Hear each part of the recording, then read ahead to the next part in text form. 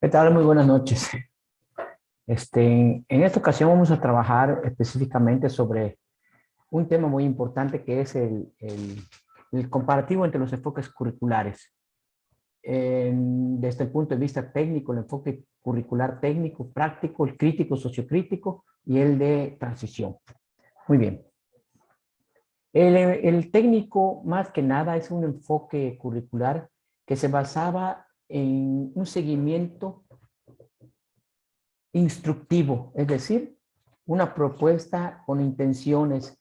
Ya estaba plasmado lo que se iba a hacer, el docente solamente iba a darle seguimiento a la currícula y la toma de decisiones solamente estaba en manos de los especialistas, de todas aquellas personas que eran los encargados de desarrollar la currícula, o sea, de generar la currícula. No permite la improvisación ni las sorpresas, no permite la iniciativa personal, ¿sí? Y es a través del contenido curricular como se busca un fin, en este caso, el logro de aprendizajes, aunque pues no permite ciertas situaciones como el que el alumno pueda ser partícipe de su propio aprendizaje. Controla al estudiante, ¿sí? Porque solamente el diseño curricular que se va a seguir. Los intereses del alumno no se consideraban, no eran tomados en cuenta. Los conocimientos y aptitudes se dirigen hacia el alumno y hacia la solución de sus problemas. Aquí es algo muy importante, ¿no? Considerar lo siguiente. Se buscaba la eficiencia. Como sea, se buscaba que el alumno sea eficiente, ¿sí? Considerando los objetivos de evaluación como el eje central de esa currícula, ¿de acuerdo? Y sobre todo del desarrollo del proceso de enseñanza-aprendizaje.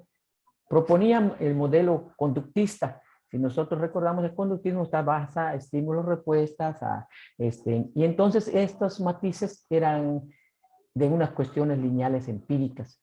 La tecnología curricular ahí también manejaba que dentro de este modelo curricular tiene mucho que ver la cuestión del modelo técnico que menciona que tenía una tendencia a la teorización y eso permitía el diseño del currículo. Muy bien. ¿Cuáles eran las ventajas que nos daba ese modelo técnico de apoyo, no? Que era aplicable a cualquier materia, es decir, cualquiera de las materias podía hacer uso del modelo técnico para poder desarrollarse. Proporcionaba procedimientos sencillos, innovadores y sobre todo orientaba a la evaluación, pero tenía en contra que sus objetivos no eran claros y al tener ya una vez estructurado la currícula, lo que se debería de enseñar tal cual, pues los maestros en muchas ocasiones no diseñaban estrategias o no realizaban la planificación en base a los aprendizajes que deberían desarrollar y hacia un lado esos aprendizajes no intencionados, es decir, lo que nosotros hemos hablado en otra ocasión como el currículum oculto. ¿Sí? Los intereses del alumno pues no tenían mucho que ver en esto. ¿Sí? El profesor era quien aplicaba las técnicas, solamente seguía unas indicaciones, como dije al principio, era instructivo. Ofrece una imagen simplista, es decir, que es muy simple, muy sencilla, ¿de acuerdo? Y no permitía acciones, o sea, se discutía si realmente había una reflexión en los contextos educativos. Se presentaba como estaba y nadie podía decir, nadie podía ir en contra de. Por su parte, el enfoque práctico, ¿sí? Buscaba una base cualitativa donde se permitía el diálogo, la explicación de actividades. Sin embargo, también nos dice que estaba muy parecido a la currícula anterior, que era la técnica, porque tenía muchas similitudes. Aquí también el alumno, aunque se está haciendo un poquito más centrado su participación, pero también le pone ciertas trabas, ¿sí? También buscaba la construcción de los significados, considerando las experiencias de aprendizaje del alumno, ¿de acuerdo? Y de ahí salía el plan curricular. De ahí se consideraba el plan curricular. Pero no quedaba claro. Este tipo de currícula dejaba ahí dudas, había cierta incertidumbre en lo que realmente quería, ¿sí? y tampoco nos especificaba sobre qué espacios podríamos trabajar, el medio que rodeaba al niño, todo eso no era considerado todavía, ¿no? Lo que sí fue importante en esta currículum práctica es que ya se empiezan a tomar los valores y como formas para resolver conflictos, ¿de acuerdo? Habla de cualidades intrínsecas, los fines intrínsecos son parte de una práctica, ¿no? ¿Sí? Es de vital importancia también considerar que el alumno tenía que hacer un valor sobre lo que lo rodeaba, el medio ambiente, donde vive, su medio social, y le empezaba a poner interés, ¿no? La interacción con su ambiente, la interacción con su medio, le permitía al niño poder valorar los aprendizajes que él estaba desarrollando en el aula, ¿no? También nos habla de la relación entre las disciplinas científicas y académicas, el carácter dialéctico integral y los conceptos que serán acumulativos y expansivos, ¿de acuerdo? Muy bien. Aquí también podemos considerar que en esta currícula ya práctica, el currículum estaba fundamentado en un aspecto ya medio mencionado, cualitativa, donde los profesores eran actores fundamentales y también eran actores activos del proceso, pero desarrollaba ya en gran manera lo que era la práctica de valores y la relación entre la educación y la sociedad. Es decir, para qué le iba a servir al niño lo que estaba aprendiendo en el aula y de qué manera lo iba a llevar hasta su ámbito social. De ahí aparece el diseño curricular con un enfoque crítico y que de ahí parte al sociocrítico. Aquí el docente maneja la práctica, ¿sí?, de la investigación-acción, tiene que llegar hasta lo más necesario del conocimiento de sus alumnos. Para eso tiene que el maestro estar siempre en acción, en participación con los aprendizajes de sus alumnos, pero sin dejar a un lado y sin olvidar que es el alumno quien debe construir sus conocimientos, que son participantes activos y que la práctica es una forma de orientar la transformación de los aprendizajes de sus alumnos, ¿de acuerdo? Muy bien. Esto mediante un proceso dialéctico, un intercambio entre el docente y los alumnos, entre el alumno y su aprendizaje, ¿sí? Hace que el docente y el alumno se enfrenten a su realidad social y analicen qué es lo que está pasando, ¿sí? El alumno es constructor de su propio proceso de enseñanza y de aprendizaje. Él descubre, es orientado por el maestro, pero es el alumno quien logra alcanzar su aprendizaje a través del contacto directo con su aprendizaje, ¿de acuerdo?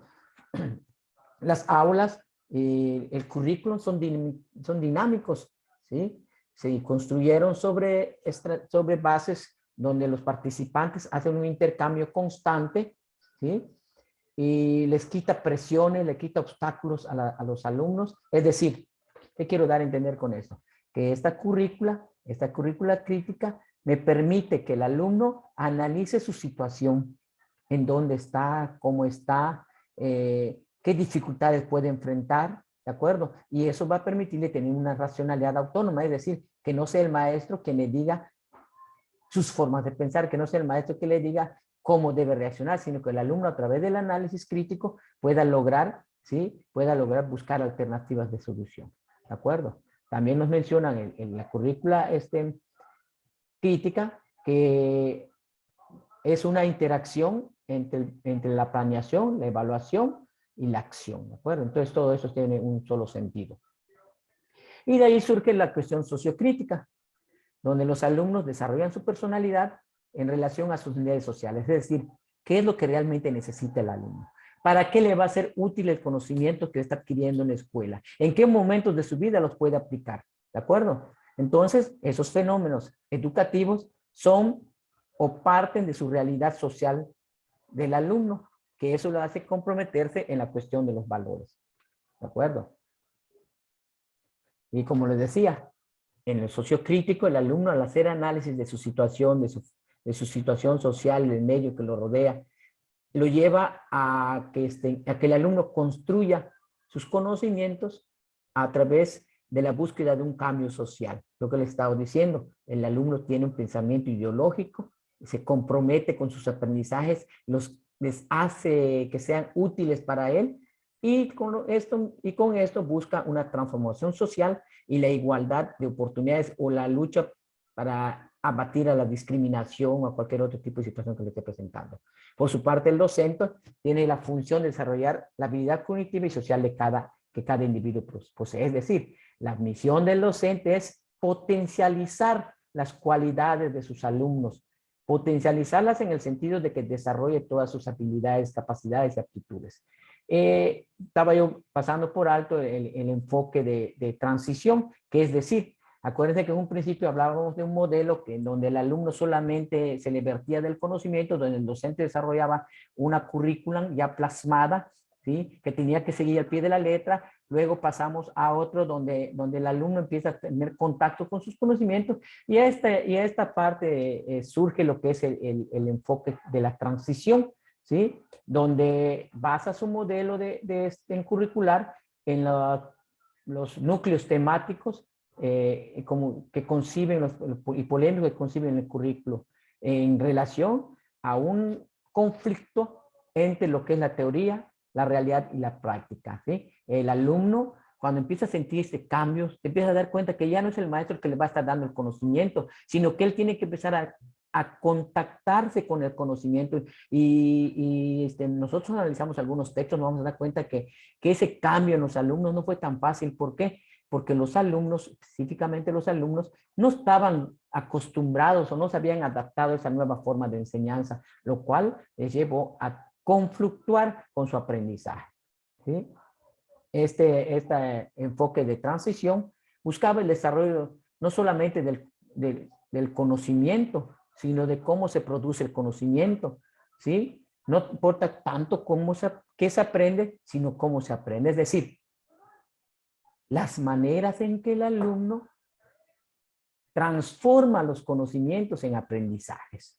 La forma en que esos aprendizajes el alumno los utiliza en su vida diaria. Por eso se llama un enfoque de transición, el paso de lo teórico a la praxis. El paso de llenar un recipiente a que el alumno sepa cómo se llena ese recipiente y sea parte de ese llenado. Entonces, así es como se ha dado los diferentes tipos de enfoques a través de la historia, ¿no? Entonces, nosotros hacemos la lectura, podemos darnos cuenta que hemos estado pasando en transición con los enfoques curriculares, ¿sí? Y que hay algo muy importante en el que coinciden todos y cada uno de ellos tienden a buscar el aprendizaje de los alumnos, pero a partir del enfoque práctico es cuando se empieza a tomar el cómo evaluar esos aprendizajes adquiridos por el alumno. En el enfoque técnico solamente se le vertía la información al alumno y se hacían evaluaciones meramente específicas,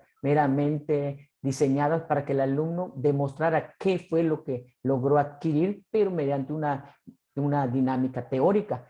En el enfoque práctico ya vemos una evaluación que está plasmada en los intereses, que está considerada en las necesidades del alumno, y más adelante ya vemos que la evaluación ya pasa a ser un aspecto importante de la currícula y actualmente hablamos de diferentes tipos de evaluación, como la sumativa, ¿sí? Como la evaluación formativa. Entonces, ese tipo de evaluaciones están permitiendo que el docente conozca realmente cómo el alumno está logrando los aprendizajes que se esperan, ¿no? Entonces, ahí está. Y le presentamos esos enfoques y esperamos que les sea de gran utilidad, ¿sí? Esperamos que les sea de gran utilidad en su práctica docente.